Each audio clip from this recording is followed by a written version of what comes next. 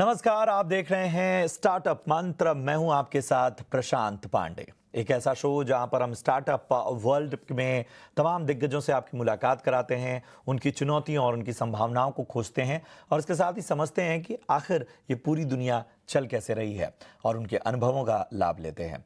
आज हमारे साथ हमारे पहले खास मेहमान जो इस चर्चा में शामिल हो रहे हैं, मैं परिचय करा दूं।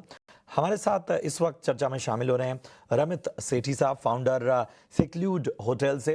रमित जी, बहुत बहुत स्वागत है आपका। अच्छा लग रहा है आपसे बातचीत करते हुए। और सबसे पहला सवाल, हमें ये बताइए कि ये सफ़र की शुरुआत कहाँ से हुई? वो चिंगारी क्या थी? वो पहला थॉट क्या था जिससे आप इस तरह के कारोबार, इस तरह के स्टार्टअप में उतरे? एक्चुअली ये बड़ा इंटरेस्टिंग है क्योंकि मैं हूँ एक चार्टर्ड अकाउंटेंट। सो मैं तो बैंकर था। और अब उस जर्नी में मैं आगे आता गया। Was a partner in KPMG. फिर मैं after my corporate career I was doing angel investing. वहाँ पर मेरे दोस्त थे रोहित सेठी, वो ऑलरेडी 3-4 घर बना चुके थे। वो उनका पैशन था, जुनून था। उन्होंने 3-4 घर बनाए, एक दो रेंट किए। और उन्होंने मुझे कहा कि भाई आप इधर एंजल इन्वेस्टिंग वगैरह कर रहे हैं, why don't you also help me. So मैंने उनके साथ मिला और प्री कोविड हमने कुछ इन्वॉल्वमेंट स्टार्ट की। तो यहाँ से हम दो दोस्त जो पहले बचपन के दोस्त थे, मगर फिर क्यों इन लाइफ जर्नी हम मिलते रहे। और अब ये हुआ कि चलो लेट्स डू दिस टुगेदर। तो हम दोनों भाई, एक कह लीजिए कि निकल जाते थे अपनी गाड़ी में, looking at other people's houses. हमने देखा कि लोगों के बहुत अच्छे अच्छे घर हैं और काफ़ी रन डाउन कंडीशंस में, इधर उधर निग्लेक्टेड। वहाँ से हमें ये आइडिया आया कि why can't we do a service for ये अपना ये जो लैंडलॉर्ड्स के लिए, कि भाई इनके लिए अगर हम घर इनको रिफर्बिश करके तैयार करके हम इनको किराए पे ले लें तो that would be a good service. So this was the early days of Vilas. तो ये विलास से हमारी कहानी शुरू हुई और अब जाकर हम स्मॉल बुटीक रिजॉर्ट्स जिसे कहते हैं, अबाउट 15 रूम्स 18 रूम्स तक भी हम ले लेते हैं। और अब हमारे ये इसी तरह हमारा जर्नी चलती रही। शॉर्ट में तो यही है। बाकी फिर हमने इसमें एक अपना यूएसपीज भी डालनी शुरू की। यूएसपीज ऐसे कि भैया हम लोग डिज़ाइन देंगे, it will be very unique. उसमें से हम अपना अफोर्डेबल लग्जरी सेगमेंट बनाएंगे, विच मीन्स लग्जरी सेगमेंट में से क्या क्या चीज़ें रियली मैटर करती हैं वो लेके इसमें डाल देंगे। और हम फूड बड़ा अच्छा देंगे। Any Indian traveller loves to have good food, specially remote places में। और तीसरी चीज़ है एक्सपीरियंसेस। तो उसके साथ साथ क्या हो सकता है, अब वहाँ आ गए लोग, फिर आते ही सब पूछते हैं कि भैया आ गए, भैया अब क्या करना है। So we can give you know sort of a very interesting dinner setting. We can do a movie night, we can do a games association. इस तरह करते करते अब हमारे एक्सपीरियंस इतने बढ़ गए हैं कि अब तो हम स्मॉल इंटीमेट वेडिंग्स भी कर लेते हैं, कॉर्पोरेट ऑफ साइट्स भी कर लेते हैं, और इस टाइप की स्लाइट लार्जर ग्रुप्स में भी हम सब कर लेते हैं, right from start to finish. क्या बात है रमित सेठी साहब, बड़ा ही दिलचस्प सफ़र रहा है। अब हमें बताइए कि हॉस्पिटैलिटी इंडस्ट्री में जो जो चीज़ें आपकी कम से कम जो प्रॉपर्टीज़ हैं वो बड़ी इंटरेस्टिंग जगहों पे हैं, तो कहाँ कहाँ पे हैं और किस तरह के विस्तार को आप देख रहे हैं? कौन कौन सी जियोग्राफीज़ को और टारगेट करने वाले हैं? सो हमारा स्टार्ट हमेशा पास में ही हुआ, बिकॉज हम लोग निकल जाते थे गाड़ी में। सो हिमाचल और उत्तराखंड, ये दो हिल स्टेट्स हैं हमारे आसपास। तो हिमाचल में देख लीजिए तो नाहन, कसौली, शिमला, पालमपुर। पालमपुर में हमारे 3 प्रॉपर्टीज़ हैं, एक टी एस्टेट में, एक पैडी फील्ड्स में। और अगर आप उत्तराखंड देखें तो मसूरी, पनगोट, रामगढ़। रामगढ़ में हमारी 3 प्रॉपर्टीज़ हैं। इस तरह करते करते 2 हिल एरियाज, फिर हमने बोला कि साउथ भी कवर होना चाहिए। So we developed Kerala. Kerala क्योंकि वहाँ पर टूरिस्ट का फुटफॉल अच्छा होता है, तो हमने बोला ये let's go there, God's own country मानी जाती है, तो व्हाई नॉट। सो वहाँ पर we have one on the beach called Kerala secluded Kerala Marari sands. फिर एक हमने जिसे कहते हैं back waters, LP. We are on the water, so it's called secluded by the lake. और एक हमारा टेम्पल टाउन है थ्रिसूर, उसके पास में ओल्ड 200 साल पुराना जो नेल्लकट्टू एक विला होता है, उसको हमने रीडेवलप किया। और वहाँ पर अबाउट 6 और रूम्स वहाँ पे। तो केरला डेवलप हो गया। अब हमने वेरी इंटरेस्टिंगली हमने एक नई प्रॉपर्टी खोली है जो है हम्पी में, which is Karnataka. Hampi is a UNESCO world heritage site which was a lost empire कह लीजिए in the 16th century, and that was rediscovered in the 19th century। और जब ये वहाँ पर not many places to stay, तो हमने जब वहाँ गए और हमें अच्छा लगा, we were good fortunate to find a very good place from the royal family there, तो we developed one place there। इस तरह करते करते हमारी expansion होती जा रही है to select iconic locations। हम इतना वाइडली ऐसे खुद नहीं ग्रो करना चाहते, लोग हमारे पास आते हैं ये बढ़िया प्रॉपर्टीज लेके, और हम 3 या 4 सेलेक्ट करके ग्रो करते हैं। क्या बात है। और मतलब ये कहते हैं ना कि क्वांटिटी और क्वालिटी, ये पूरा कहीं कहीं ध्येय लगता है। मेरा अगला सवाल पूरे हॉस्पिटैलिटी इंडस्ट्रीज में आपकी रिकमेंडेशन को लेकर है। किस तरह की आप सुधार चाहते हैं? Budget is near by. क्या कुछ कैंपेनिंग होनी चाहिए, क्या कुछ सुधार होनी चाहिए? क्योंकि कोविड में सबसे बड़ा डेंट इस इंडस्ट्री को लगा, सबसे लेट खुली, रिस्ट्रिक्शंस बहुत थे, रिकवरी पर भी बहुत सारे सवाल उठते हैं। नो नो, दिस सेगमेंट में तो आई मीन एक तरीके से बूम है। अब जैसे आई एम श्योर कहीं ना कहीं गवर्नमेंट विल रियलाइज कि एक तो मेक इन इंडिया हो गया, एक हो गया कम टू इंडिया। हमारा जो ये जरूर एक इनिशिएटिव बनना चाहिए, come to India. And come to India में the whole world has all this war going on और ये और वो। इंडिया एक बड़ा ही हिस्टोरिक और एक बहुत ही वेलकमिंग नेचर है लोगों का, जो कि अगर कोई फॉरेनर्स दिखते हैं या टूरिस्ट दिखते हैं, हम उनको जाके आउट ऑफ द वे जाके नेचुरली हेल्प करते हैं, नॉट बिकॉज हमें पैसे बनाने हैं। तो हमारा जो हॉस्पिटैलिटी है has to have good infrastructure. लोगों को क्लेनलीनेस चाहिए। क्लेनलीनेस ही एक चीज़ है जो एक हम लोग लग्जरी मान लें, मगर क्लेनलीनेस। अब जो यंग एंटरप्रेन्योर को हमारी सलाह ये होगी कि ये जो सेगमेंट ग्रो कर रहा है, 30% ग्रोथ आ रही है विलास, बुटीक रिजॉर्ट्स और उनके एक्सपीरियंशियल सेक्टर्स में। यहां पर अपनी एक जगह ढूंढें। यहां पर क्या हो सकता है? फॉर एग्जाम्पल वेडिंग प्लानिंग है। Wedding planning is very big. लोग वेडिंग यही नहीं कि बड़ी वेडिंग्स कर रहे हैं, छोटी वेडिंग्स भी कर रहे हैं। सो मैं कह रहा हूँ उसको आप अगर सेगमेंट बनाना चाहें तो एक इंटीमेट वेडिंग है, एक लग्जरी सेगमेंट है, एक लार्ज वेडिंग है, फिर एक मेट्रो सिटीज और की एरियाज में है, एक सेक्लूडेड एरियाज में है।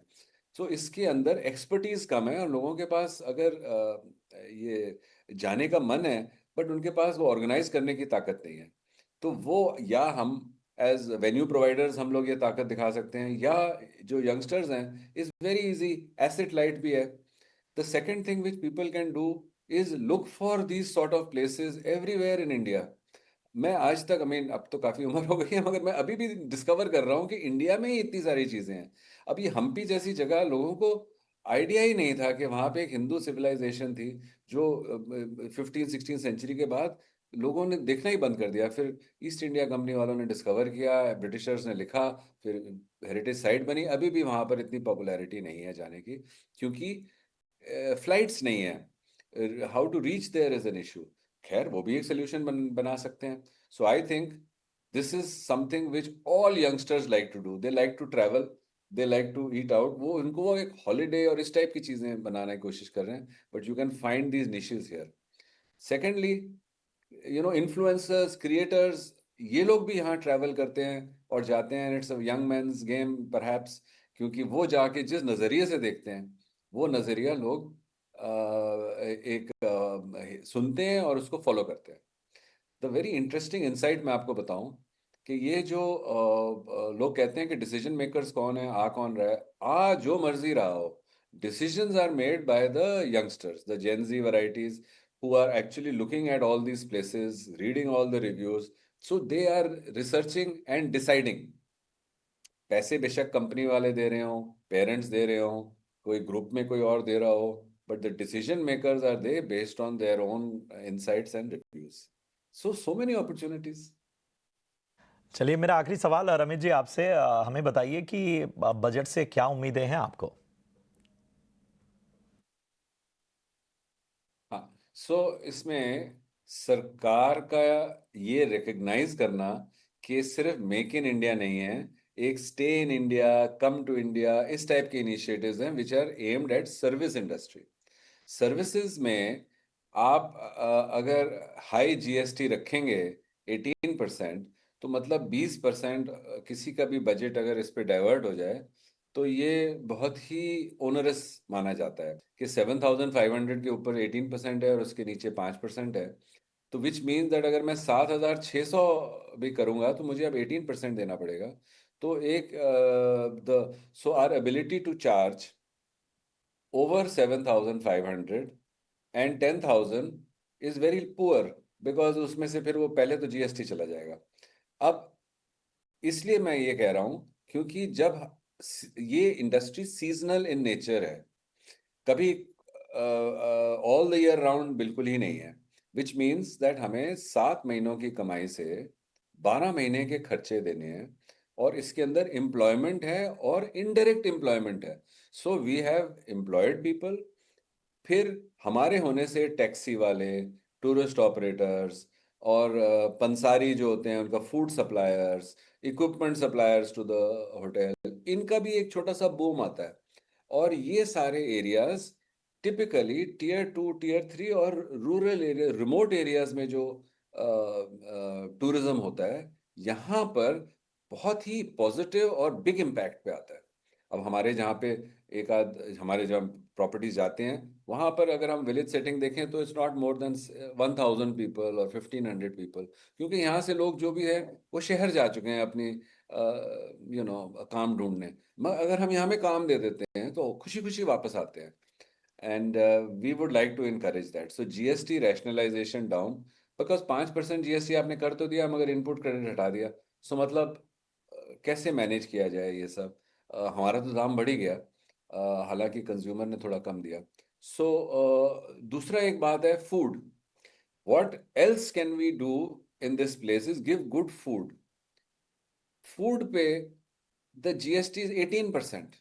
If your room rent goes over 7,500 even for one day in the year of any one room, ये थोड़ा ओनरस लगता है मुझे। अगर ये चीज़ें हटा दें और अपना इंफ्रास्ट्रक्चर जैसे डेवलप कर रहे हैं करते रहें तो लोग आए, क्लेनलीनेस होए, सस्टेनेबल इको टूरिज्म पर ध्यान दिया जाए। जो सस्टेनेबल करेगा, गार्बेज डिस्पोजल ठीक करेगा, ऑल्टरनेट पावर सोर्स लगाएगा, इनको टैक्स रिलीफ दें कि भैया आप अच्छा काम कर रहे हैं, तो एक डायरेक्शनल पुश मिल जाती है कि सब लोग ये करिए प्लीज। और ये करेंगे तो आपका टैक्स बर्डन कम होगा। वाई टैक्स बर्डन कम होगा? क्योंकि यही चीज गवर्नमेंट को फिर स्पेंड करके करनी पड़ेगी। आप लोग खुद ही कर रहे हैं तो आपका टैक्स बर्डन कम कर देते हैं।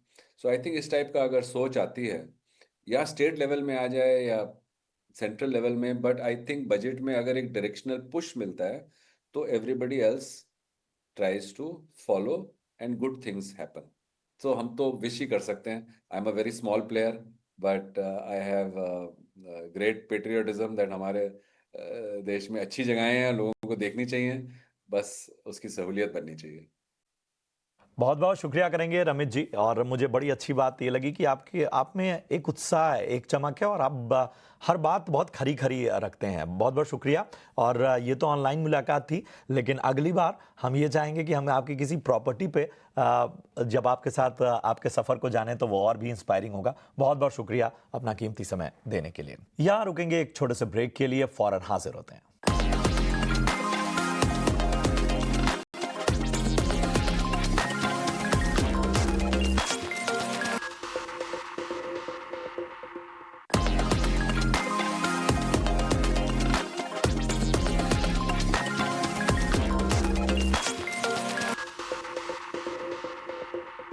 चलिए अब अगले मेहमान की ओर बढ़ते हैं और हमारे साथ जुड़ चुके हैं प्रांजल अग्रवाल, हेड ऑफ मार्केटिंग मुद्रिक्स से। थैंक यू सो मच प्रांजल, अपना कीमती समय देने के लिए।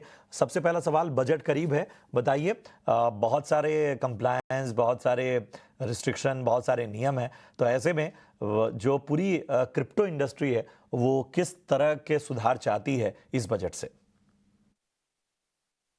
जी, उम्मीदें यही हैं कि क्रिप्टो इंडस्ट्री को भी केटर किया जाएगा बजट में। हमने फॉर्मली भी पूरी इंडस्ट्री ने टुगेदर भारत वेब 3 एसोसिएशन के थ्रू अपनी अपील रखी है फिनेंस मिनिस्ट्री को कि टीडीएस कम कर दिया जाए, जो 1% है उसको 0.1% कर दिया जाए। मकसद 0.1% से भी पूरा हो जाएगा। लॉसेस को ट्रेडर्स को, इन्वेस्टर्स को, जैसे बाकी एसेट क्लासेस में होता है वैसे क्रिप्टो में भी इनको ऑफसेट करने का मौका मिले। और कैपिटल गेन्स जो टैक्स लगता है 30% का फ्लैट आज क्रिप्टो पे, उसे कंज्यूमर इन्वेस्टर की आय के हिसाब से, इनकम के हिसाब से लगाएं, ना कि फ्लैट 30% जो भारी पड़ जाता है खासकर जिनकी आय कम होती है उन पे। तो यही हमारी डिमांड्स अपील है फिनेंस मिनिस्ट्री से, जो हमने थ्रू अदर फॉर्मल चैनल्स भी फिनेंस मिनिस्ट्री को हमने प्रस्तुत की हैं। जी बेहतर, और काफ़ी बेहतर रहा ये जानना भी कि किस तरह की रिकमेंडेशंस आप लोग की है, मांग क्या है। भारत में क्रिप्टो करेंसी एक्सचेंजों पर कड़ी निगरानी की जा रही है। एफआईयू ने तो सख्त नियम लागू किए हैं, कैसे देखते हैं आप इसे? पहले तो थैंक यू प्रशांत जी मुझे इनवाइट करने के लिए। सीधे क्वेश्चन सवाल पे जाते हैं। ये बहुत ही अच्छा कदम है एफआईयू की तरफ से, बोथ इन्वेस्टर ट्रेडर्स के लिए एज वेल एज एक्सचेंजेस के लिए। इन्वेस्टर्स के लिए सेफ्टी बढ़ेगी, उनको फर्क समझ में आएगा कि कौन से एक्सचेंज लेजिटिमेट हैं, कौन से सही नहीं हैं, जिन किन पे उनको ट्रेडिंग करनी चाहिए, किन पे नहीं करनी चाहिए। आजकल बहुत फ्रॉड स्कैम बढ़ रहा है, फर्जी एक्सचेंजेस आ रहे हैं। तो काफी अच्छा स्टेप है इन्वेस्टर्स के लिए। लॉन्ग टर्म में उनको भी कॉन्फिडेंस आएगा इंडियन एक्सचेंजेस पे ट्रेड करते हुए। एक्सचेंजेस के लिए शॉर्ट टर्म में थोड़ा सा कंप्लायंस कॉस्ट बढ़ेगा, लेकिन ओवरऑल ये बहुत ही अच्छा कदम है। इससे लेजिटिमेसी की तरफ इंडस्ट्री आगे बढ़ रही है। इससे जो लॉन्ग टर्म के लिए एक्सचेंजेस हैं, प्रोडक्ट्स हैं, वही रहेंगे, और जो शॉर्ट टर्म के लिए हैं वो नहीं रहेंगे, वो चले जाएंगे मार्केट से, जिससे काफी ओवरऑल क्रिप्टो इंडस्ट्री को फायदा मिलेगा। जी, चलिए एक आखिरी सवाल के साथ प्रांजल मैं आपके पास आना चाहता हूँ। हमें बताइए कि बड़े लंबे समय से जो आपने ज़िक्र भी किया कि एसेट क्लास के तौर पर ट्रीटमेंट की माँग है। एसेट क्लास के तौर पर ट्रीटमेंट मिलेगा कैसे? आई थिंक अभी इंडस्ट्री छोटी भी है।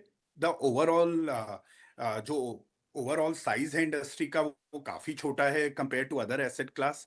तो इसलिए भी हो सकता है कि यहाँ अभी इतना सीरियसली लोग नहीं देख पा रहे। जैसे रेगुलेशन आएंगे, इंडस्ट्री का साइज बढ़ेगा, आई थिंक अपने आप ही ये एक सीरियस एसेट क्लास की तरह देखे जाने लगेगा ऑलरेडी। लेकिन मैं आपको ये बता देना चाहता हूँ कि हमारे प्लेटफॉर्म पे भी और ज्यादातर प्लेटफॉर्म में भी निवेशकों का नुकसान नहीं हो रहा है। जो लॉन्ग टर्म इन्वेस्टर्स जिसे हम कहते हैं कैटेगरी है, वो प्रॉफिटेबल हैं, वो कमा रहे हैं, जो एसआईपी करते हैं। अब ट्रेडिंग इटसेल्फ इज रिस्की। कई माध्यमों से कई लोगों ने ऑलरेडी कहा है, मैं भी इस बात को दोहराने देना चाहता हूं कि अगर आप ट्रेडिंग स्पेकुलेशन करेंगे तो 95% टाइम आप पैसा लूज करेंगे। आप इन्वेस्टर की तरह इस सेगमेंट को देखेंगे तो निवेशक आज भी फायदे में। हमारे प्लेटफॉर्म पे 80% लोग जिन्होंने लास्ट 3 सालों में पैसा डाला है, इन्वेस्टर जो हैं वो प्रॉफिटेबल हैं, जिन्होंने पैसा कमाया है क्रिप्टो में भी। चलिए, तो बहुत-बहुत शुक्रिया इस अहम चर्चा के लिए आपका प्रांजल, और भविष्य के लिए आपको ढेर सारी शुभकामनाएँ। अपना समय दिया उसका बहुत-बहुत धन्यवाद। चलिए, अब अगले जो हमारे मेहमान हैं उनकी ओर बढ़ते हैं।